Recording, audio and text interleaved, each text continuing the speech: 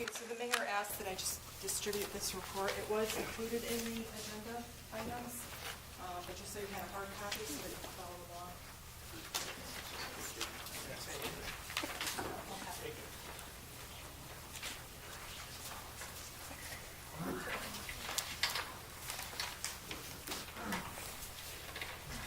So hello everyone and congratulations to the new members of the council. First thing I want to just talk about, you have the report through October 31st for 2017-2018. I just want to mention tax revenues are coming in very strong, so I don't think there's going to be any issues with tax revenues for this year. I know last year they ended really strong as well, so we're on a good trend with regard to state to tax revenues.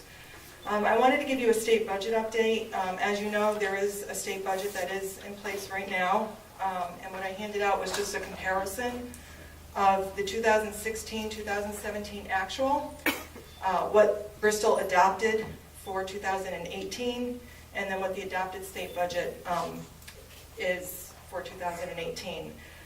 So I just want to talk about the general fund. This analysis has the general fund on the top part.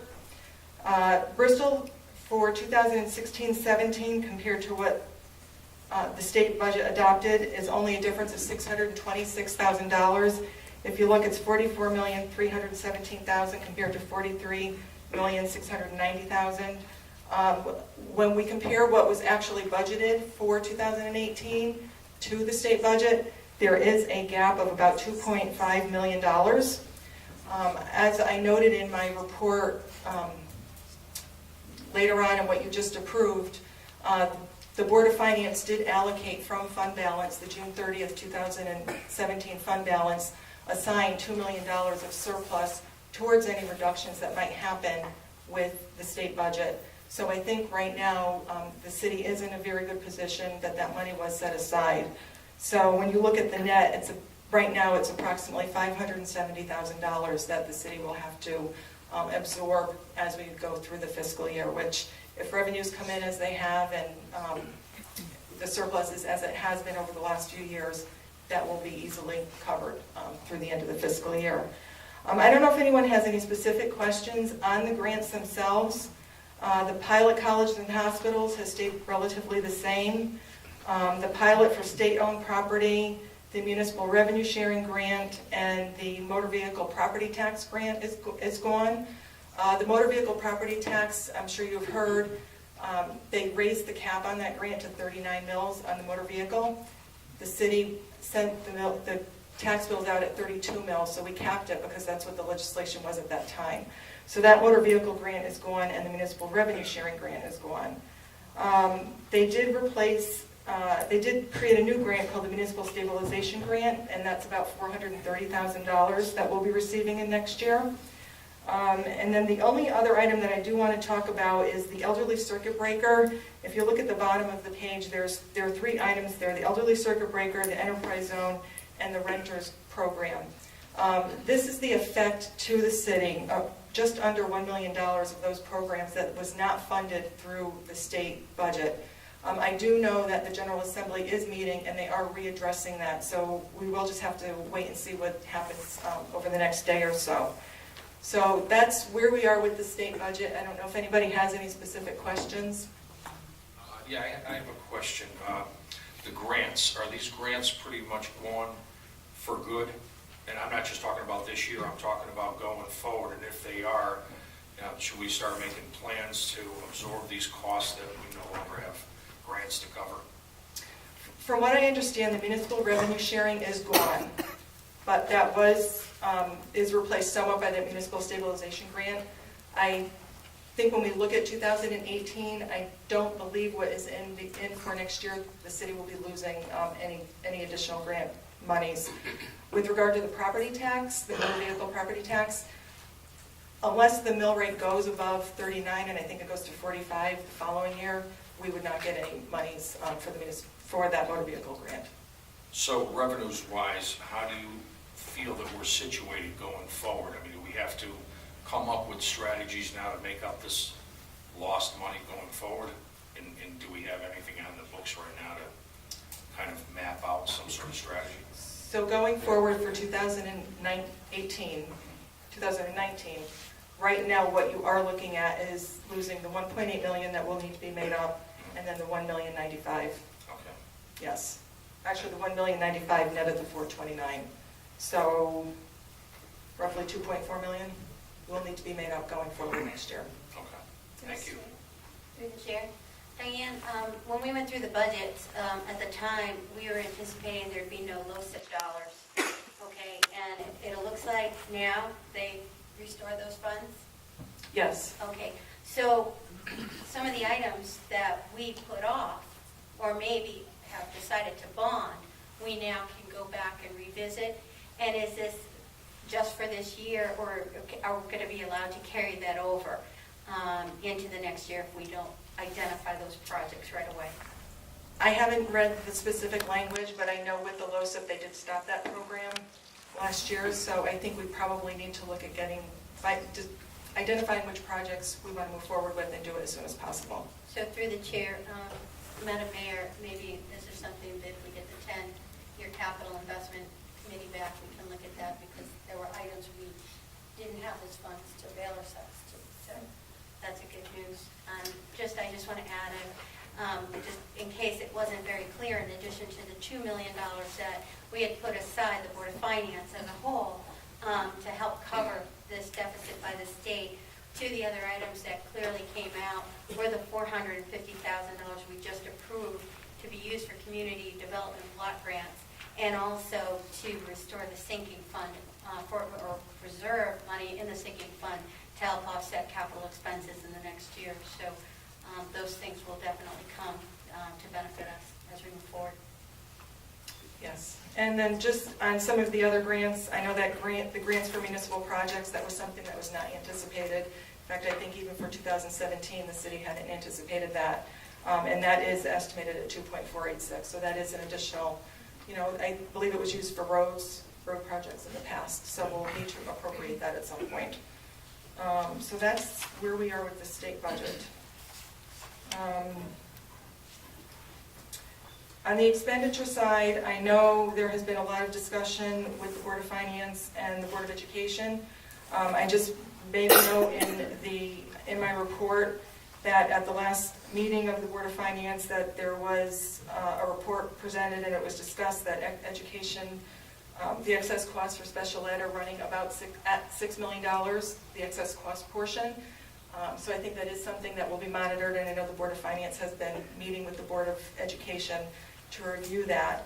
The concern there is last year the city received $4.3 million in excess cost grants to offset that. There's no guarantee that the city would receive the $6 million, so there's some portion there that will need to be made up at some point. So I just want to make sure everyone's aware of that as well as we go forward, and we'll be monitoring it again with the Board of Education. Madam Mayor, I'd like to interject something right now, because I brought it up once before, and I think it's good that I'm saying this in front of the whole board, joint board. I think at this point right now, we're looking at surplus costs every year, probably growing every year with the special ed situation.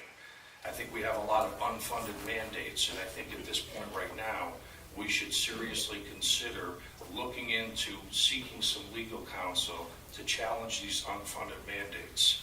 I believe that if we explore something like that, we're either going to save ourselves a lot of money, or hopefully along the way figure out how to deal with these things. But these are spiraling costs every year, and rather than trying to put out these little fires, I think we really need to be a little more proactive and go after this with somebody who's got some real legal teeth.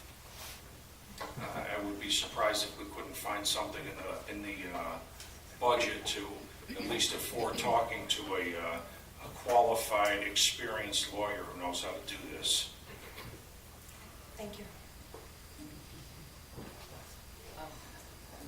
Through the chair, before Ms. Waldron sits down, in the past I've been asking you about the legal fees, and I see this month, this is the first time we have some of the expenses for what you listed as the city council matter. For other folks, to define it a little better, the second complaint against the mayor that we dealt with this summer. We have expenses from Updike, Kelly and Spellacy, which is the FOI attorney for the city, in the amount of $5,467.50. And we have two bills from the Ford Harrison firm, which is Attorney Rose's firm, for $1,327.50 and $6,592.50. We also have an ombudsman bill for $2,940. But I don't see that we have any additional bills this month for the firm that is dealing with the lawsuit, which is the first complaint. That's the Metzger, Lazarick and Plum firm. We have no new bills from them No. this month. Correct. Okay, thank you. I do have one other item just to talk about. It's actually some good news. We just recently refinanced the 2011 bonds, the outstanding balances on the 2011 bonds. So it's $25.46 million that we issued in refunding bonds. And similar to refinancing your mortgage, that's the process that we went through, and we actually saved $1.4 million. And I'm very pleased that we did as well as we did, and I have to say, I'm working with the financial advisor, our bond counsel, and the underwriters on pricing this. We were very fortunate at the time that we hit the market and with the rates that we received. $1.4 million was a significant savings, and it was a net present value savings percentage-wise of over 5%. So that's very significant, and I know the one thing that the underwriters did talk about that really helped the city was the AA plus rating that we had with Standard & Poor's, and the AAA and the Moody's rating as well. So if it weren't for that and the strong financial strength of the community, we would not have done as well. So it really, really helped us. And they didn't just stress it once or twice, they stressed it a couple of times. So I just wanted to mention that it was a very good day for us. And I think that's it. Through the chair. Over here. This, I think this is going to be more for corporate counsel, but it falls upon Councilwoman Fortier's comments about the legal costs for our ex-mayor. So, with respect to the financial responsibilities, given the tracking of our ex-mayor's legal debts or legal costs to date, for planning purposes, since we're talking about offsets, what are our continued responsibilities for providing legal support for his defense in these cases? So, Commissioner Kelly, at this point, we technically don't have a corporation counsel, so if we could just reserve that question for either later tonight or at the next meeting, we're exploring those issues ourselves, and we will make sure that we share that information with the Board of Finance for planning purposes. Thank you. Just lastly, through the chair, if I may, I just want to recognize Diane and her staff's efforts in the bond refinancing. They bring their AAA game with them every time. And, the $1.4 million is exactly the payback for having a AAA bond rating, but we have a staff that is diligent and worked hard and worked to seek out the best options possible, and I do want to recognize them. Thank you. One other thing just to mention too, the $1.4 million, it was structured to achieve savings in the early years. So next year, the city's debt service was anticipated to go up $1 million. So we structured it where we will not have a $1 million increase in debt service next year. So it was a good effort. It was a nice project to work on. So thank you. Thank you. So, are there any other? So, any other business proper to come before this meeting as we wrap up and start our first council meeting? Any other matters? Okay. So, to recap from our first joint board meeting as a new group, 4 outstanding issues that we're going to deal with. Obviously, the tracking of the state budget grants, especially with the outcome of what could possibly happen tomorrow or in subsequent special legislative sessions. We're going to review the low-SIP projects in relation to the possible 10-year capital improvement list for immediate funding if the funds are available. We're going to continue the conversation, actually, instead of start the conversation, about unfunded mandates as they're affecting education and how we as a community should probably position ourselves for that discussion. And then at some point in the near future, Once we have new legal counsel, we are going to continue to apprise the Board of Finance and the council as to the financial status of our ongoing legal responsibilities and the potential exposure and liability that the city may have for matters that have occurred to this date. Any other questions or concerns? Okay, hearing none, is there a motion to adjourn? Move it. Second. Okay, thank you. The meeting is adjourned, and we will take a very brief 5-minute break so that we can try to stay on schedule for our first council meeting. There are some refreshments in the lobby, and for those of you who think we're already spending freely, those are left over from last night's inaugural, but we did freeze them and store them appropriately. Okay, welcome everyone to our regular meeting of the City Council for November 14th, 2017. I'd like to ask everyone to stand and join us in the Pledge of Allegiance. Pledge allegiance to the flag of the United States of America and to the republic for which it stands, one nation, under God, indivisible, with liberty and justice for all.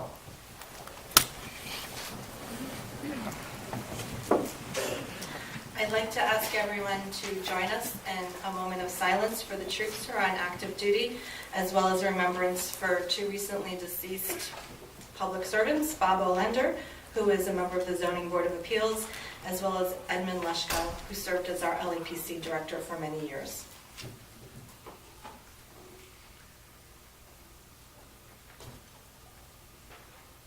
Thank you. I would now like to ask the members of the City Council to introduce themselves, starting on my far right. I'm Peter Kelly. Greg Hahn? Mary Fortier. David Perleski. Dave Mills? Josh Medeiros. I'm Ellen Zappo-Sassu, and with us, Town Clerk Therese Pack. Assistant Dawn McCullough. thank you. And now I would like to ask everyone's indulgence so we can take care of one piece of important city business. And in doing so, I'd like to ask someone to make the motion to move up the appointments for the Corporation Council and the Assistant Corporation Council to the front of the agenda. So moved. Is there a second? Second agenda item. Approval of minutes of the regular city council meeting on October 10th, 2017, and the special city council meetings on September 25th, 2017, and September 26th, 2017. Is there a motion to approve? Move to approve. Second.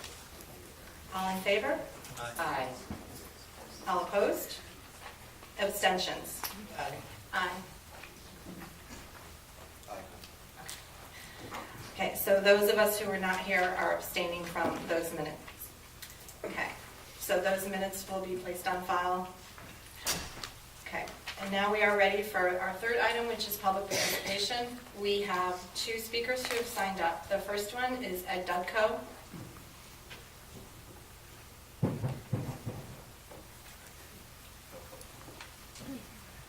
Well, I know a lot of faces here, but I see some new ones.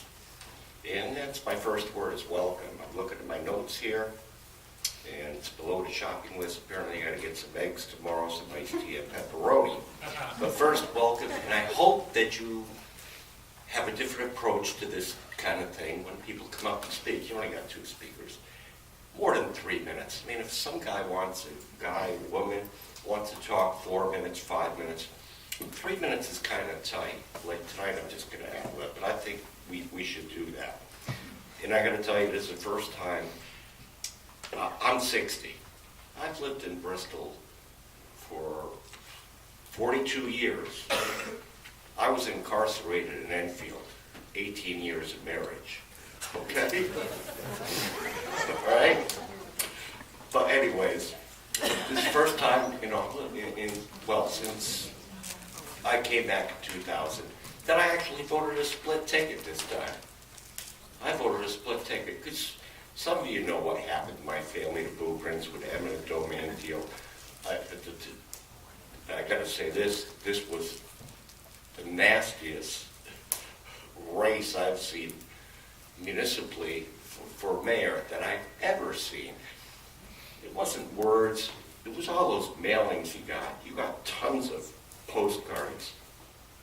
My advice to you, finish what we started.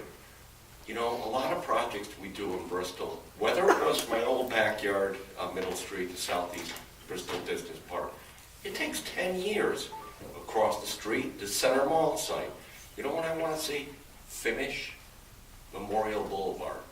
Don't take on anything new. You know what? You've got a lot of pieces of a puzzle to finish. You've already got a puzzle out there. Finish that before you buy a new one. Well, we got to finish that. And you know I'm asking for a plaque for my family. You know I'm asking for that. While she's still alive. And I'm getting out of here now. I got to go listen to Marquette University.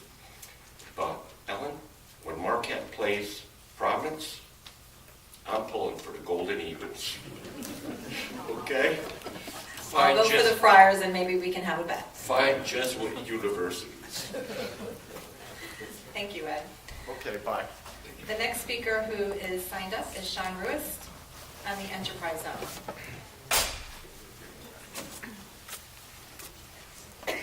Good evening, Sean Rist, 53 Lancaster. Congratulations to everyone who was elected. I don't want to take up a lot of your time tonight, so I just want to ask if anyone has considered, since this incentive for the Enterprise Zone, which is, I think, huge for the downtown development of Bristol, if they've considered maybe making some changes. And the way I see it, there's not many changes to be made to create a housing incentive zone. And I didn't know if that was the priority or prerogative of this council to take on such a thing. I'm only looking at the plan of development and the West End study and trying to gauge where the city's going. And without the enterprise zone, I don't know if we're still going in that direction. And I don't know if anybody has any insight in that they might want to share with the public.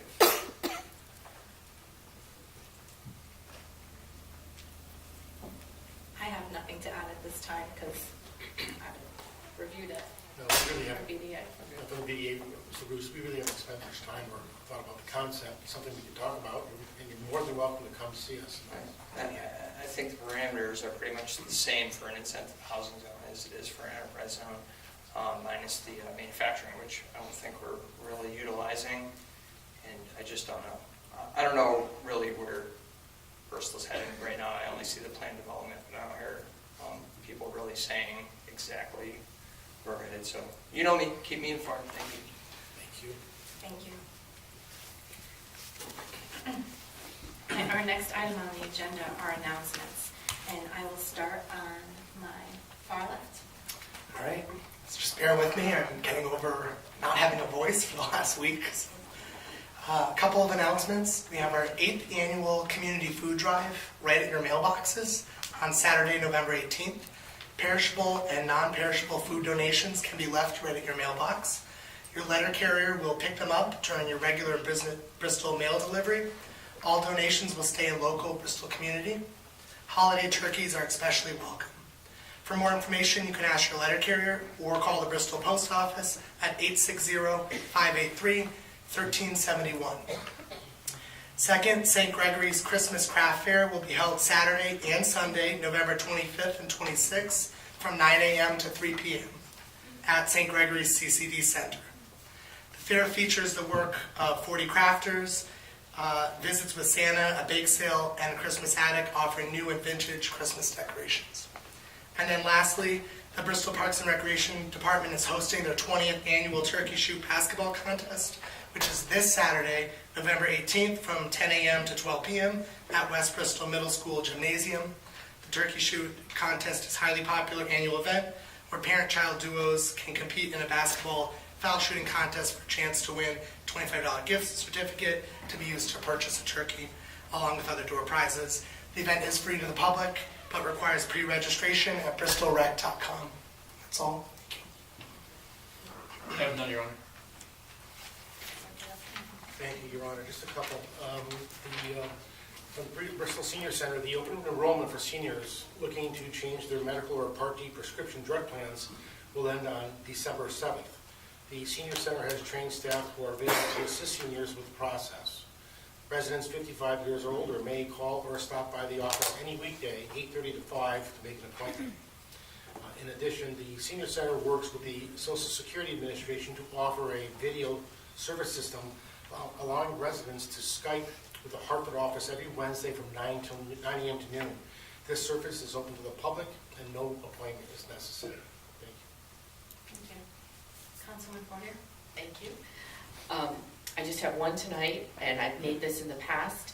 It's November, so we've received our water bills, and I get my water bills paperlessly now in my email, and I pay them online. And I make this announcement because anyone that knows me knows that if I can do this, anyone can do it. Technology is not my strong suit, but it's very easy. It comes right to your email. You know that your bill is due, and you can just click on it and pay it, and it works out quite well. Councilman Hahn? On December 10th at 4 o'clock, excuse me, turn this on, I'll get used to it. On December 10th at 4 o'clock at St. Paul's, the Bristol Brass and Wind Ensemble and the Bristol Chorale are doing a joint holiday concert. It's going to be quite an event. We don't do a lot of concerts together, but it's going to be a wonderful event. Just one other thing. On Wednesday evening, the mayor and I are attending an arts exhibit in New Britain, presented by the New Britain Arts Alliance. One of the featured artists is Bristol's own Kim Belanti, if Kim is here. We'll also meet with Mayor Aaron Stewart and members of the Alliance to discuss the arts organization and its influence on the community for our future reference. Thank you. Councilman Kelly? Good evening. I have a couple of announcements. Some of you may be aware of this, some perhaps not, but the Bristol Public Library is 125 years old, and there's going to be a celebration of that with an anniversary exhibit celebrating the 125 years in the Bristol History Room. And after the exhibit, please join us for a tour of the library's historical hotspots.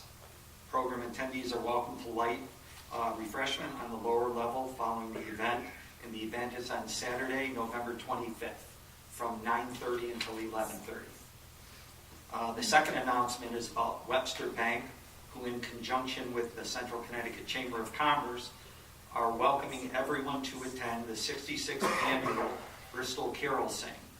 In conjunction with the Carol Sing is the 27th annual holiday lighting ceremony.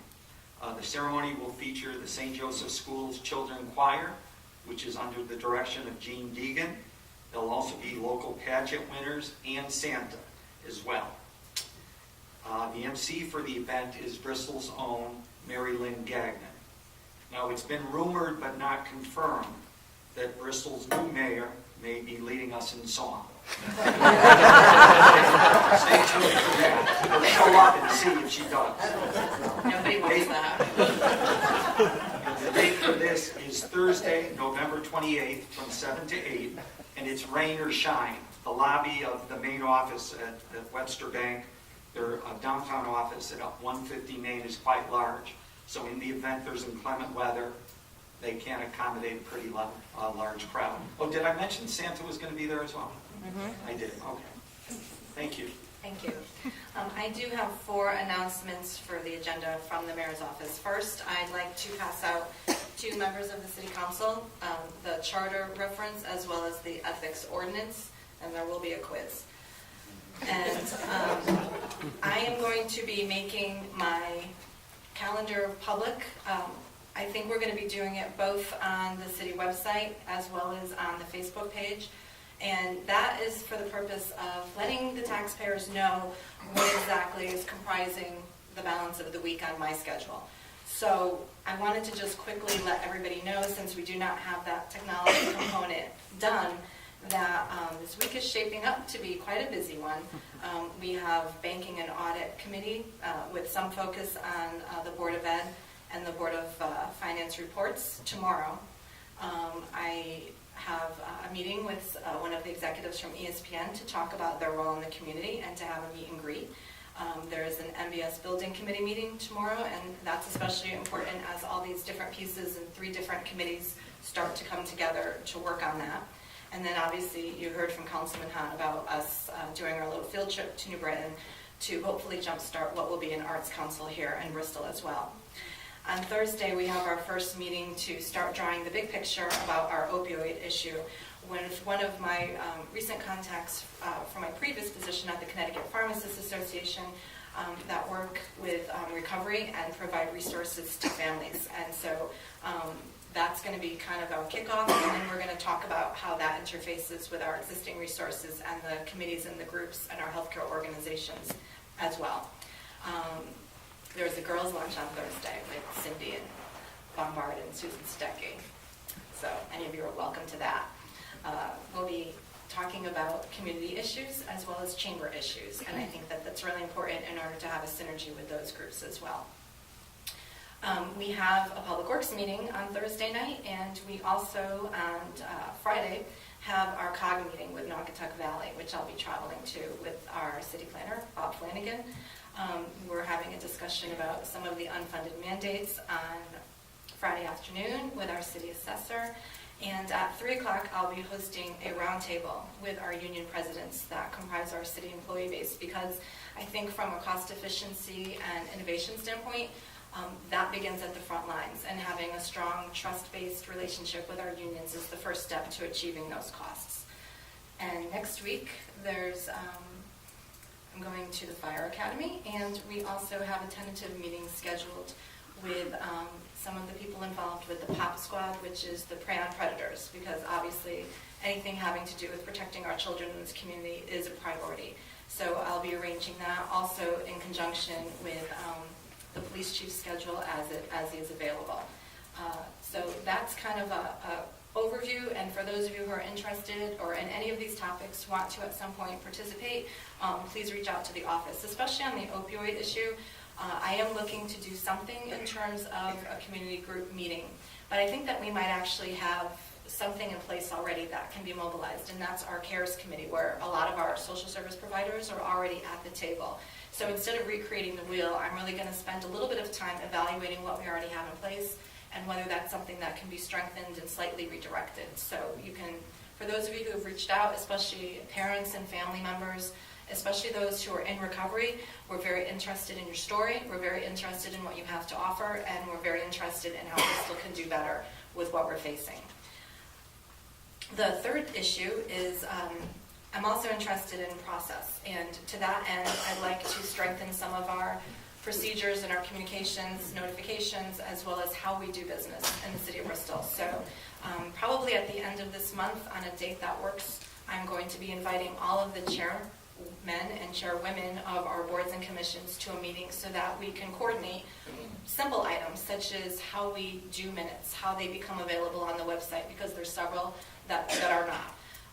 FOI requirements, attendance requirements, the role of the chairman, what their roles are in relation to city staff and how they interact, and all of those issues that when you actually agree to be a volunteer and take on this important role of running a board and commission, that you may not know some of these other moving pieces. So that's scheduled for hopefully the end of November. And lastly, I have some new staff in the mayor's office, and I believe she is here tonight, so I would like to introduce to the public for the first time, Kathy Savino.